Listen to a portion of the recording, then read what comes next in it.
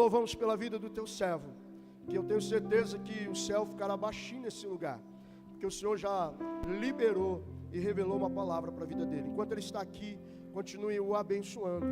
Te louvamos pela vida dele, pela sua família, que o liberou para estar aqui, para abençoar a nossa vida. Em nome de Jesus, amém e amém.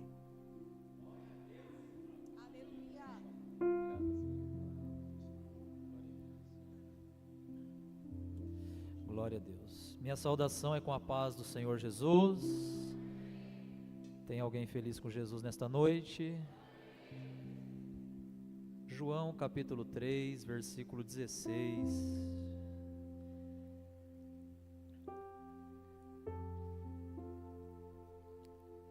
Jesus está neste lugar.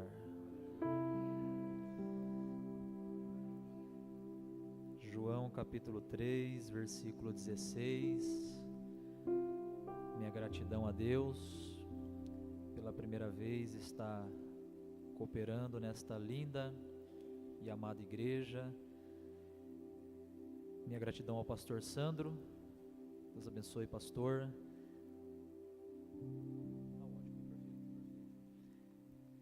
Obrigado, pastor, pela recepção calorosa, carinhosa. Deus abençoe o senhor, a vossa esposa, também pastor Adriano, um amigo de uma longa data já. É uma alegria poder revê-lo nesta noite. Nós servimos a Deus ali no Jardim Santa Genebra. Estamos ali também pastoreando uma congregação, Assembleia de Deus, Ministério do Belém. Eu, juntamente com a minha linda esposa, a irmã Dayara, estamos 19 anos juntos. Dia 27 agora, se Deus permitir, 13 anos de casados. E deste casamento Deus preparou duas lindas princesas. A Helena, de 10 anos, ela é alta e parece comigo.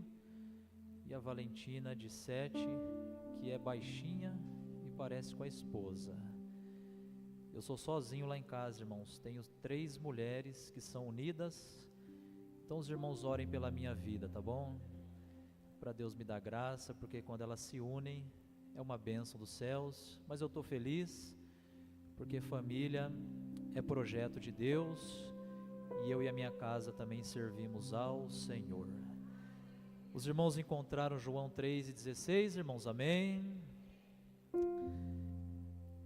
Porque Deus amou o mundo de tal maneira que deu o seu Filho unigênito, para que todo aquele que nele crê não pereça, mas tenha a vida eterna.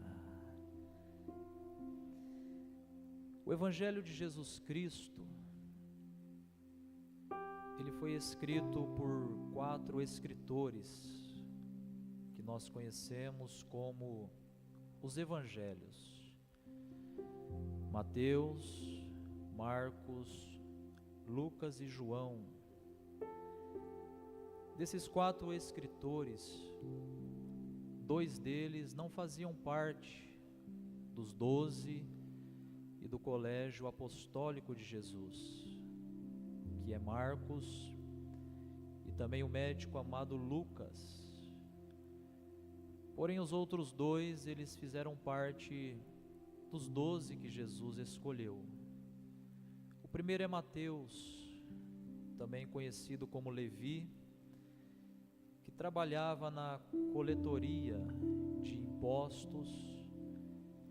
E um certo dia que ele pensou que seria mais um dia normal, Jesus transforma dias normais em dias extraordinários. Ele está sentado na mesa trabalhando. Jesus chega, ele pensa que é mais um que veio pagar impostos. E Jesus se apresenta e diz para ele apenas uma palavra. Tem dias que Jesus fala pouco e muito ao mesmo tempo. Ele diz: segue-me. Ele deixou as mesas e foi viver uma história extraordinária que mudou a sua vida.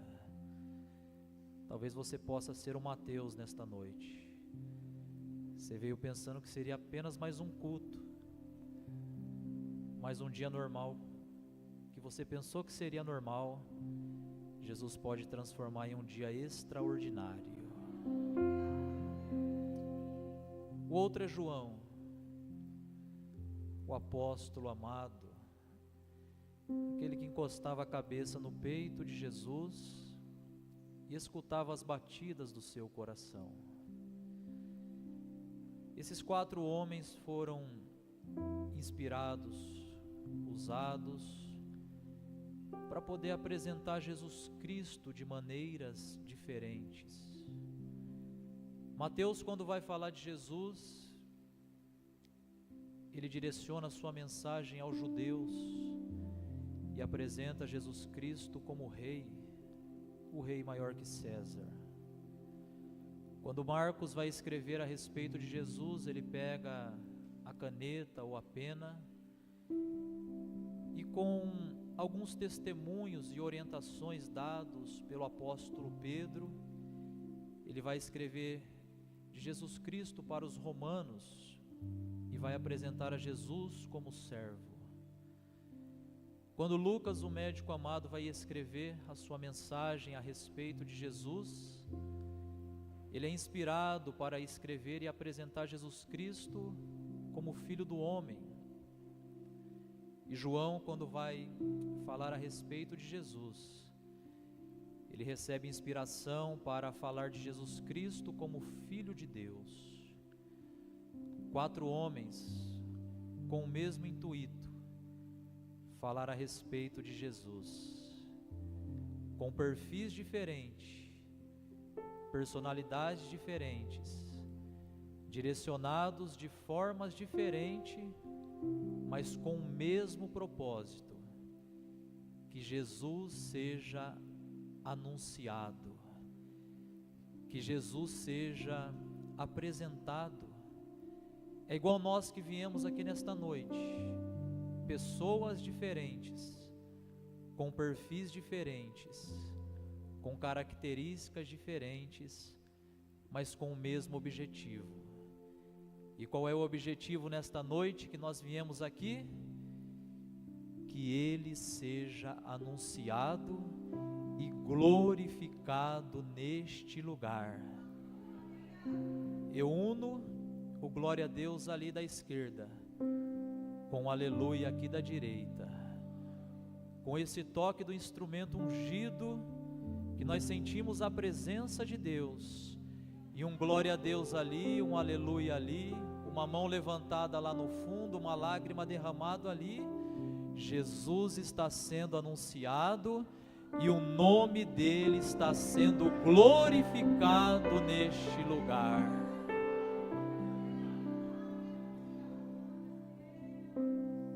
Mateus vai falar de um rei, que não era apenas somente um rei, mas ele era o Rei dos Reis e Senhor dos Senhores. Quando Marcos vai falar de Jesus como servo, existe algo interessante, porque certo dia os discípulos estavam cercando a mesa com Jesus e eles começaram a discutir: quem de nós é o maior? Quem de nós é o mais importante? Aí vem Marcos, apresentando Jesus Cristo como servo, e uma pergunta: quem aqui quer ser grande? Aí todo mundo levanta a mão. Aí ele escreve dizendo: então seja o menor de todos. Quem aqui quer ser o primeiro? Todo mundo se alegra, levanta a mão. Aí ele escreve: então aprenda a ser o último, porque a maior posição no reino de Deus não é quem é servido, mas é quem serve. E um dia Jesus Cristo, para dar um ensinamento na prática, ele pega uma bacia e uma toalha e diz para todos os discípulos: senta aí, que eu vou ensinar para vocês o que é ser grande. Ele se ajoelha e começa a lavar os pés de todos os discípulos. Quando chega em Pedro, Pedro diz assim: o meu pé não, Senhor. Aí Jesus fala para ele: se eu não lavar o seu pé, Pedro, você não tem parte comigo. Aí o Pedro, 8:80, diz: Senhor, me dá logo um banho dessa água. É claro que eu quero ter parte contigo. E o Marcos ensina isso, que o maior no reino de Deus aprende a ser o menor. A posição mais elevada no reino de Deus é aqueles que estão aos pés da cruz, sendo servo, porque aquele que for fiel no pouco, sobre o muito, quem está sendo fiel no pouco, sobre o muito, Deus te colocará. Jesus está aqui, igreja. Estou sentindo a presença dele aqui. Aí vem o Lucas, o médico amado que era detalhista. De todos os evangelhos é o que tem mais riquezas de detalhes, é o que Lucas escreve. Ele também teve a oportunidade de escrever o livro de Atos dos Apóstolos. E ele vem apresentando a humanidade de Jesus Cristo como homem. E como homem ele venceu. Não foi um ser humano que venceu, foi como homem que ele venceu. Com dores ele venceu. Com lágrimas ele venceu. Não era um super-homem, era um homem. Mas como homem, ele conseguiu vitória e chegou até o fim. Porém vem João, e João ele vai um pouco mais profundo do que os demais, porque ele vem apresentando a divindade, o Filho de Deus, o Deus que se fez homem e não deixou de ser Deus. E qual a diferença, pastor, de Jesus Cristo como Filho do homem e Jesus Cristo como Filho de Deus? Eu te explico. Como Filho do homem ele pede água para beber, mas como Filho de Deus ele diz: eu sou a fonte de água viva. Como Filho do homem ele pede pão para poder se alimentar, mas como Filho de Deus ele diz: eu sou o pão vivo que desceu do céu. Como Filho do homem ele chora na frente do sepulcro do seu amigo Lázaro, que tinha morrido há 4 dias, mas como Filho de Deus ele se posiciona e diz: eu sou a ressurreição e a vida. Quem crê em mim, ainda que esteja morto, viverá. Eu não sei como é que você chegou aqui nesta noite, mas aquilo que está morto na sua vida, se você crê, aquele que ressuscita está presente aqui neste lugar. E você talvez chegou aqui morto, mas se você crê, Jesus está aqui nesta noite dizendo: remove a pedra, sai para fora, venha ter vida e vida com abundância. Oh, glórias.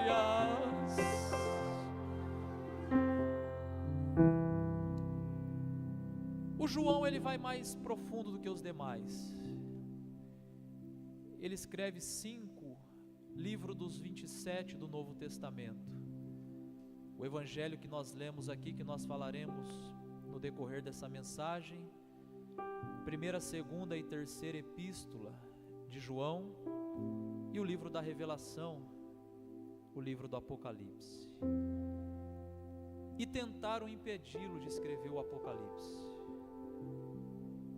porque naquela época a igreja primitiva ela sofria perseguições físicas, diferente das perseguições atuais, que são através de ideologias e tantas outras coisas aqui no país em que nós vivemos. Muitos imperadores se levantaram tentando parar a igreja, entre eles um imperador chamado Nero, um dos mais cruéis, que foi responsável pela morte de 2 grandes homens de Deus, o apóstolo Pedro e o apóstolo Paulo. Homens como Marco Aurélio, Trajano, e um dos imperadores se chamava Domiciano. Ele tinha um orgulho próprio no seu coração, que exigia que as pessoas se dobrassem diante dele e o chamassem de Senhor e de Rei e de Deus também. Só que quem vivia nessa época? João. E João andou com Jesus, comeu com Jesus, viu os milagres de Jesus, conhecia as batidas do coração de Jesus. E quem conhece as batidas do coração de Jesus não negocia. Vou dizer de novo: quem conhece as batidas do coração de Jesus não negocia a fé. O Domiciano ficou irritado com João e diz: vou matá-lo. E havia algumas formas cruéis que os crentes da igreja primitiva eram mortos. Alguns eram colocados nas arenas, outros colocados diante de leões. Eram mortos como um sinal de vergonha diante dos aplausos das multidões que se uniam e enchiam os estádios para aplaudir a morte dos crentes. Mas tinha uma coisa: matava um, Deus levantava 10, matava 10, Deus levantava 100. E por que isso acontecia, pastor? Porque lá em Cesareia Jesus tinha feito uma promessa para Pedro, dizendo: eu edificarei a minha igreja, e as portas do inferno não prevalecerão contra ela. A igreja de Jesus é triunfante, a igreja de Jesus é poderosa, a igreja de Jesus passa por cima de qualquer dificuldade. O faraó tentou parar, não conseguiu. Nabucodonosor tentou parar, não conseguiu. Amã tentou parar, não conseguiu. Herodes tentou parar, não conseguiu. As guerras, batalhas, ideologias que nós enfrentamos no nosso dia a dia tenta parar também. Mas quanto mais batalha contra a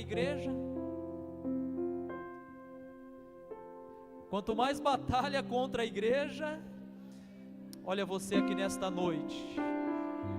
Se eu perguntar se está fácil a caminhada, muitos vão dizer: não está não, pastor, mas olha eu aqui, enfrentando as lutas que vierem, as tribulações que me cercam, mas nada me para, pastor. Eu não olho para a direita, não olho para a esquerda e muito menos para trás. Por quê? Eu estou avançando para poder chegar no céu. Mas você está avançando como? Com a sua força, com a sua capacidade, com as suas condições físicas, com a sua condição financeira? Não, pastor, porque se fosse por isso, os meus inimigos já teriam me engolido vivo. Eu estou avançando na força daquele que está sentado em um alto e sublime trono, e Ele vai na frente, quebrando barreiras, quebrando caminhos, destruindo algemas, e eu vou avançando, avançando, avançando, até chegar no céu. Esquentaram um tacho de óleo fervendo, prenderam João nas mãos e nos pés com algemas e uma corrente que ligava os pés às mãos. E o Domiciano fez a última pergunta dizendo: você nega ou morre? Ele disse: pode me jogar no tacho. Jogaram João dentro de um tacho de óleo de azeite quente, amarrado nos pés, nas mãos e uma corrente. E a multidão ficou na expectativa, dizendo: ele vai morrer, ele vai morrer. Passou alguns minutos, o João que foi colocado lá preso com algemas, estava assim dentro do tacho, ó.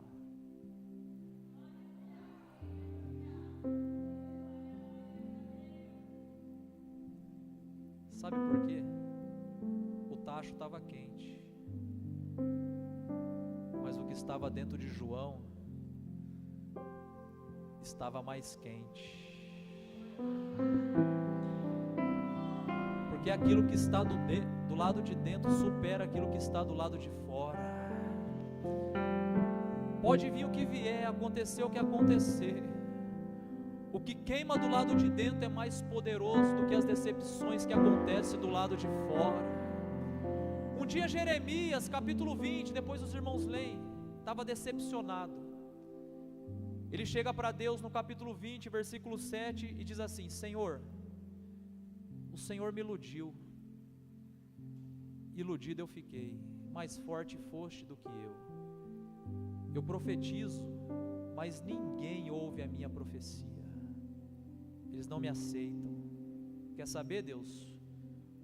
Hoje eu estou entregando a minha carteirinha, não quero ser mais profeta. Quando ele fala isso e vira as costas para poder ir embora, ele para, e ele diz assim: tá difícil, né? Ninguém aceita a minha mensagem, ninguém aceita a minha profecia. Eu estou cheio de vontade de desistir, igual talvez esse irmão que entrou aqui hoje dizendo: eu vou desistir de tudo. Mas daqui a pouco Jeremias começa a sentir um fogo. Aonde, pastor? Nos ossos. E ele diz: eu queria entregar tudo, mas o que queima do lado de dentro, nos ossos, é mais forte do que as decepções que eu enfrento do lado de fora. Eu quero entregar, mas não consigo, porque quem tem chamada é proibido voltar atrás. Não dá mais para desistir, não dá mais para largar, não dá mais para abandonar. Deus te diz nesta noite: avante. Pastor, está difícil, eu sou contigo. Pastor, está doendo, eu sou o bálsamo nesta noite. Pastor, está machucando, o seu amigo, o seu ajudador. Isaías 43, no verso 1 e 2 vai dizer assim, ó: não temas, eu sou contigo. Quando passares pelas águas, não te submergirão. Quando passares pelo fogo, não te queimará, e nem a chama arderá em ti. Por quê, pastor? Porque eu, Senhor teu Deus, te tomo pela tua mão direita e te digo: não temas. Você está sentindo Deus aqui nesta noite? Ele veio aqui nesta noite pegar na mão de crente aqui para te dizer: eu te ajudo. Não, você não entendeu, eu vou falar de novo. Ele veio aqui pegar na mão de crente nesta noite para dizer: eu te ajudo, você não está sozinho, eu estou convosco todos os dias até a consumação dos séculos. Se tiver tudo bem, eu estou contigo. Se tiver tudo mal, eu estou contigo. Se você estiver sorrindo, eu estou contigo. Se você estiver chorando, eu estou contigo. Se a conta estiver cheia, eu estou contigo.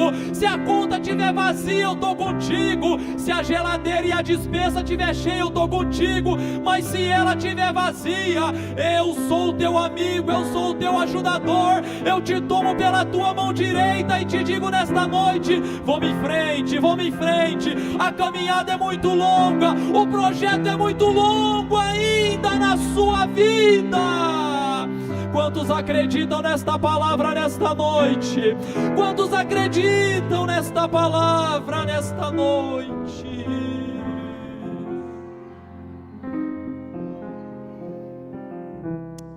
Não deu para matar João no tacho de óleo. Manda para Pátimos, uma ilha isolada, sem amigos, sem igreja, sem ninguém. Vai morrer lá velhinho e sozinho. Só que Deus tinha preparado o melhor para o final.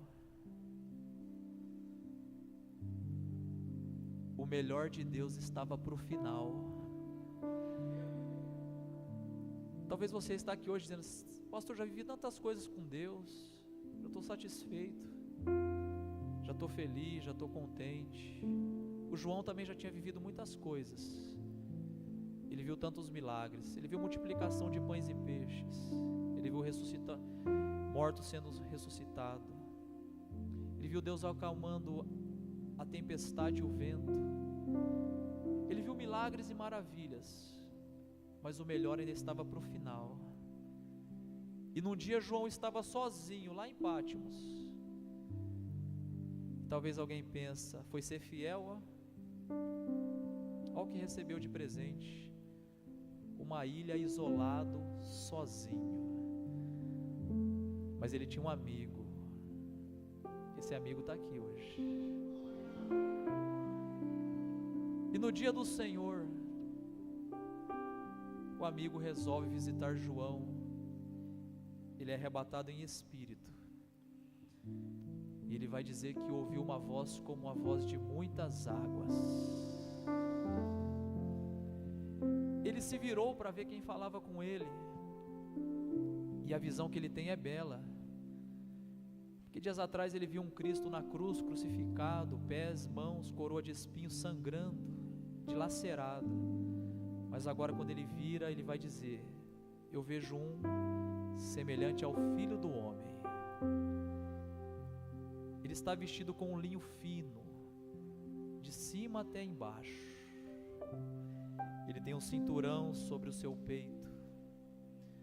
Os seus pés é semelhante a latão reluzente, como fosse refinado no fogo.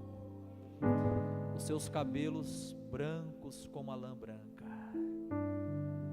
Os seus olhos como chama de fogo. E ele diz para João assim, ó: não temas, sou eu.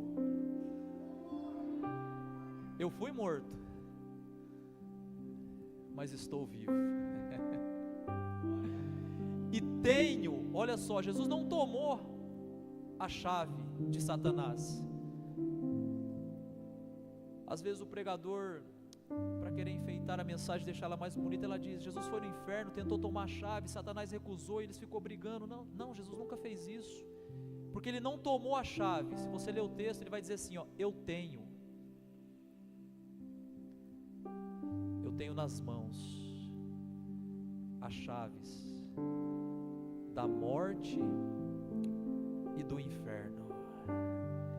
Eu estou vivo, João. E tudo que você vê, João, escreve e envia a 7 igrejas que estão na Ásia: a Éfeso, Esmirna, Pérgamo, Sardes, Tiatira, Filadélfia e também a Laodiceia.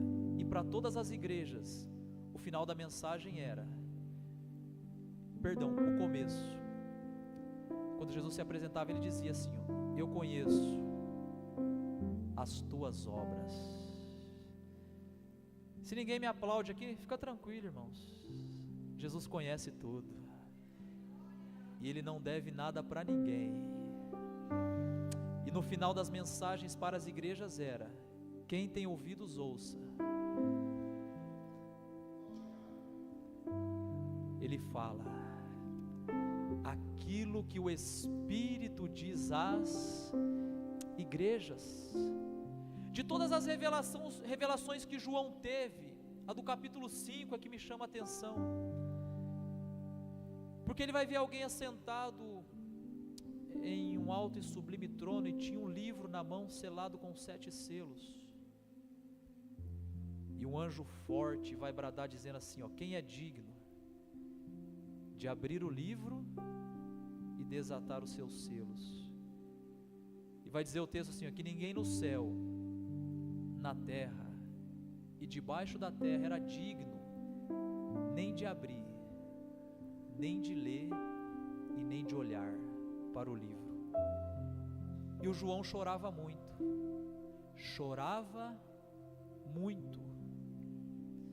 E no meio das lágrimas de João, talvez igual essas lágrimas que você está derramando aqui nesta noite, surge um ancião. E no meio das lágrimas vem uma mensagem dizendo assim, ó: não temas, eu conheço alguém que pode resolver o seu problema. Glória a Deus. Você estava chorando até hoje, né? E nada deu certo. Você veio no lugar certo. Eu conheço alguém que pode resolver o seu problema.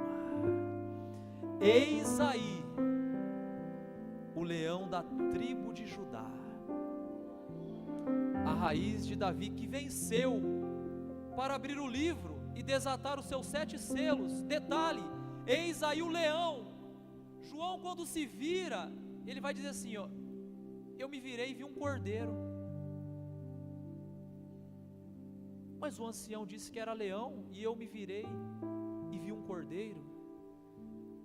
É que tem dias que ele se manifesta como cordeiro.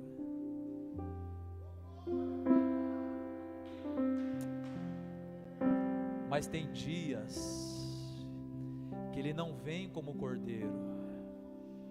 Tem dias que ele chega como leão. E leão não vem para fazer amizade, irmãos. Leão vem para impor autoridade, impor respeito, dizer, eu cheguei na sua casa. Se você crê, levante uma das suas mãos para receber esta palavra. Na sua casa, na sua família, no seu ministério. Ele não vai vir como cordeiro, não, ele vai vir como leão. E o que isso significa, pastor? Ele vai chegar para colocar autoridade, colocar respeito, colocar as coisas em seu devido lugar.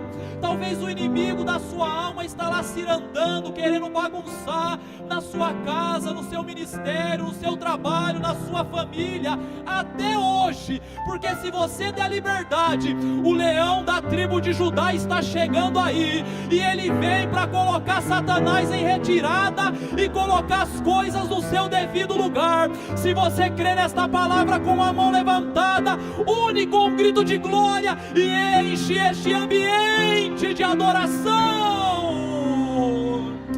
Oh, glória!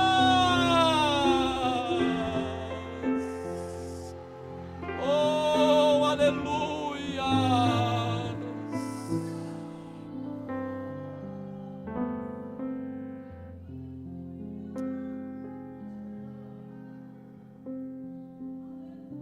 O Evangelho de João,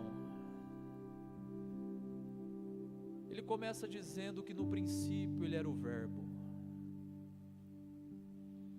O Verbo estava com Deus, o Verbo era Deus.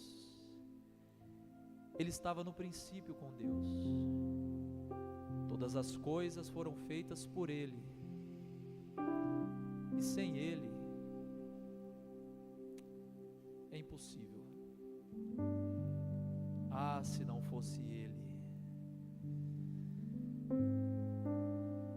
Ele vai dizer, houve um homem enviado por Deus.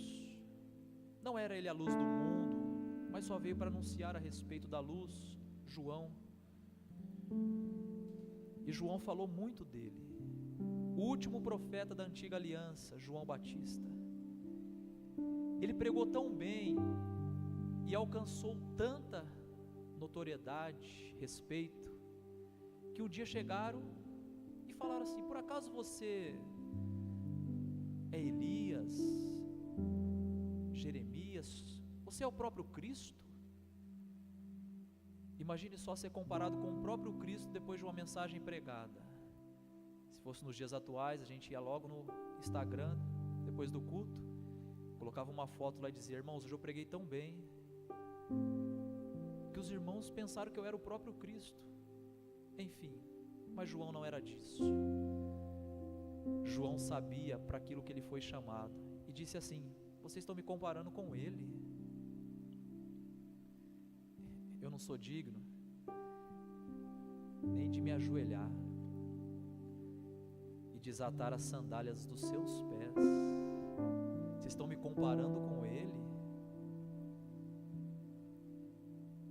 Eu só batizo com água para o arrependimento, mas ele, glória a Deus,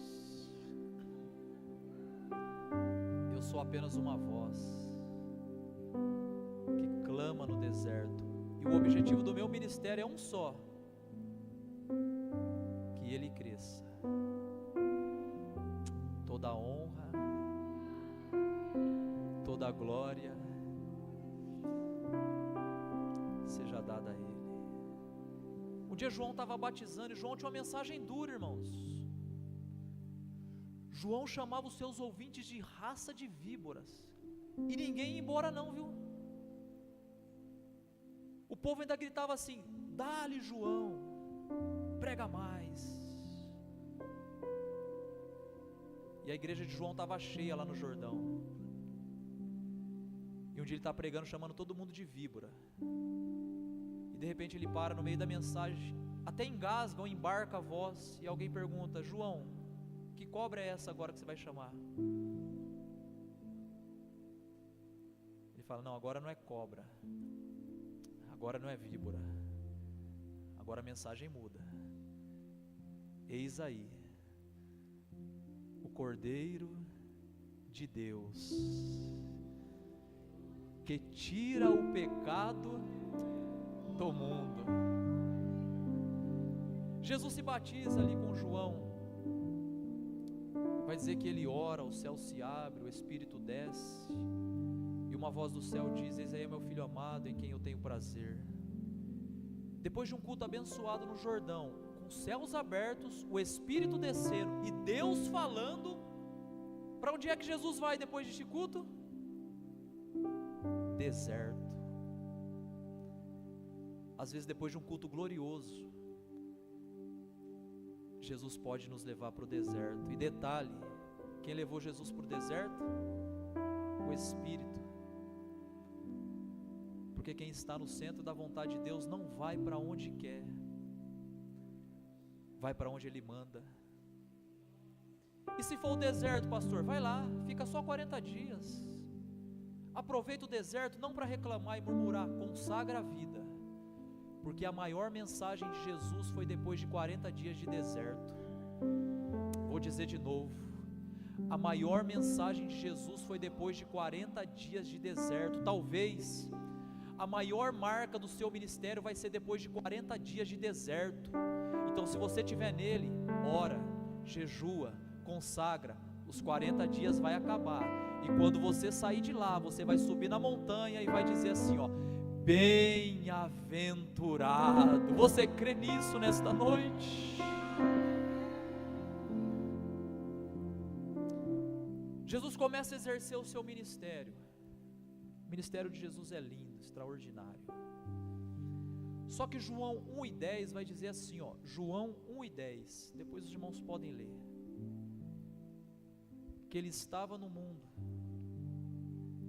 e o mundo foi feito por ele, porém o mundo não o conheceu. Ele estava, fez e não foi conhecido. E agora, pastor? Eu estava, eu fiz, mas não recebi reconhecimento. Qual deve ser o meu comportamento? Jesus nos ensina.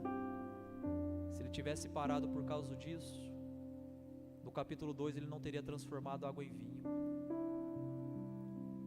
Se ele tivesse parado por causa disso, no capítulo 3 de João ele não teria trazido uma palavra revelada a Nicodemos. Se ele tivesse parado por causa disso, ele não teria oferecido água da vida à mulher samaritana no capítulo 4. Se ele tivesse parado por causa disso, no capítulo 5 ele não teria curado um paralítico no tanque de Betesda. Se ele tivesse parado no capítulo 1 por causa disso, no capítulo 6 ele não teria transformado pães e peixes. Se ele tivesse parado no capítulo 1, ele não teria curado um cego de nascença no capítulo de número 9. Se ele tivesse parado por causa disso, no capítulo 10, ele não se revelaria como o bom pastor que dá vida pelas suas ovelhas. Se ele tivesse parado por causa disso, no capítulo 11, ele não teria ressuscitado seu amigo Lázaro depois de 4 dias. Se ele tivesse parado por causa disso, no capítulo 14, ele não teria se apresentado como o caminho, como a videira verdadeira. Já valeria um glória a Deus, mas eu vou continuar aqui. Se ele tivesse parado por causa disso, ele não teria feito a oração sacerdotal no capítulo de número 17. Se ele tivesse parado por causa disso, ele não teria chamado Pedro para o pastoreio, fazendo 3 perguntas e dizendo: tu me amas? Tu me amas? Tu me amas? Se ele tivesse parado no capítulo 1, não teria o capítulo 21 e o versículo 25, que é o último versículo de João, que está escrito assim: se fosse escrever todas as obras que Jesus fez, os livros desta terra não seriam suficientes. Por quê? Porque quem não para no capítulo 1, Deus tem uma grande história para escrever na vida dele. Não pare no capítulo 1. Alguém precisa ouvir um louvor seu, alguém precisa ouvir uma mensagem sua, alguém precisa ouvir uma oração que você vai fazer. O capítulo 1 é pequeno demais diante da grande obra que Deus tem para realizar na sua vida. Quem acredita, quem acredita, quem acredita nesta palavra, nesta noite? Oh, glória!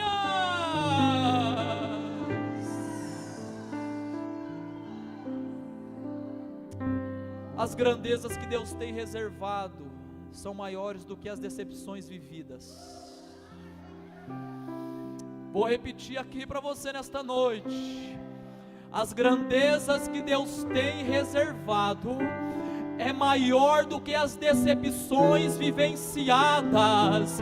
As decepções são pequenas demais diante das grandezas ocultas que Deus tem revelado para a sua igreja. E nesta noite a mensagem de Deus é: continua, avante, para frente. O que Deus tem para nós é melhor. Esquecendo-me das coisas que para trás ficam, eu prossigo para o alvo.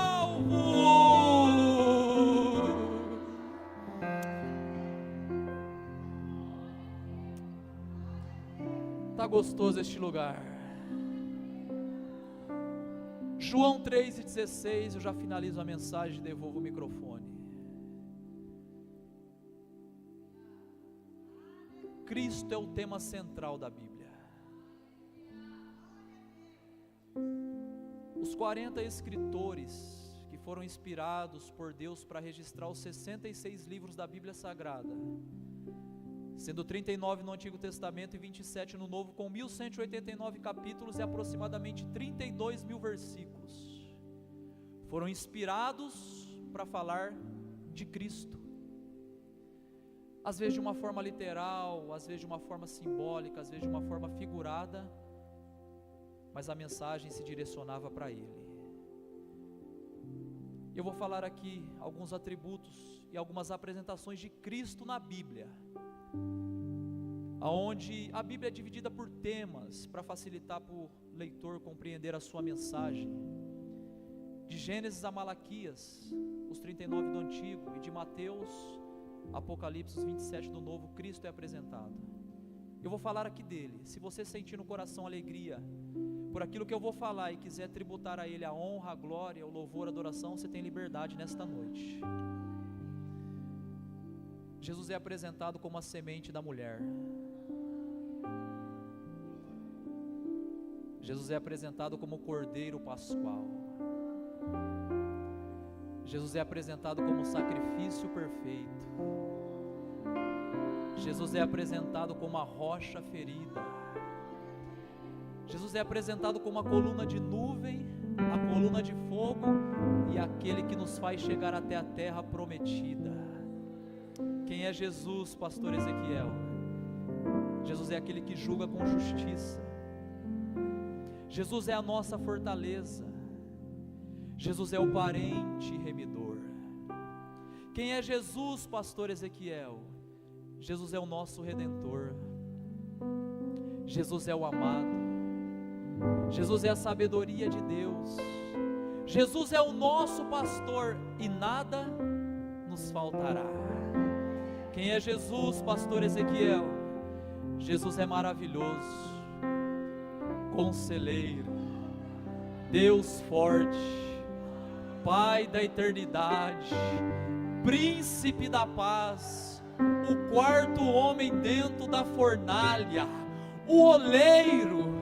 Quem é Jesus, pastor Ezequiel? Jesus é o pastor ferido. Jesus é o desejado das nações. Jesus é o sol da justiça.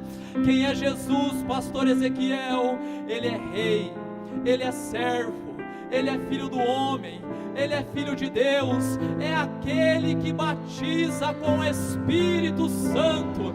Quem é Jesus, pastor Ezequiel?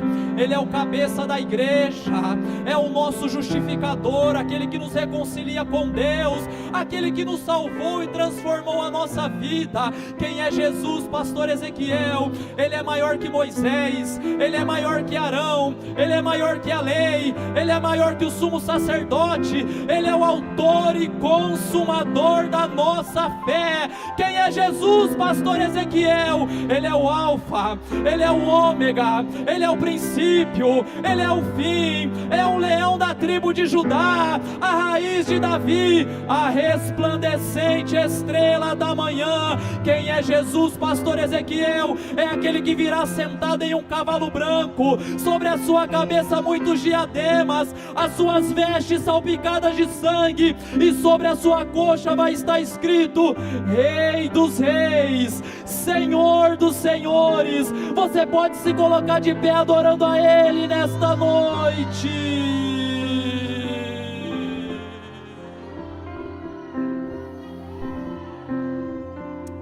Ele é Jesus.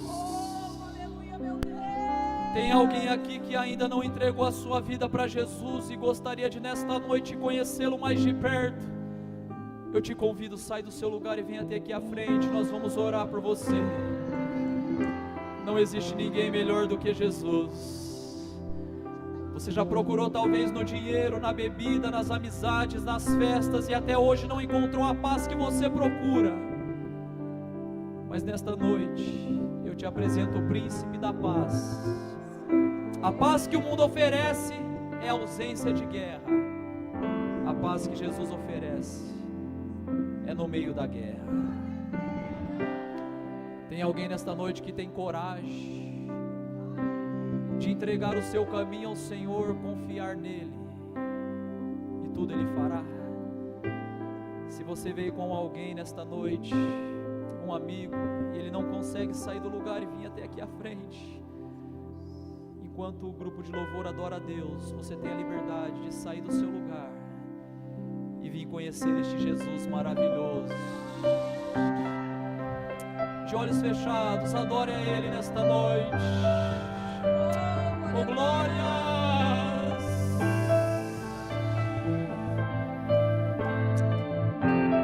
Aleluias! Bem sei Ele que tudo podes, nenhum dos teus planos Ele é Jesus. podem se frustrar. A vontade é tua,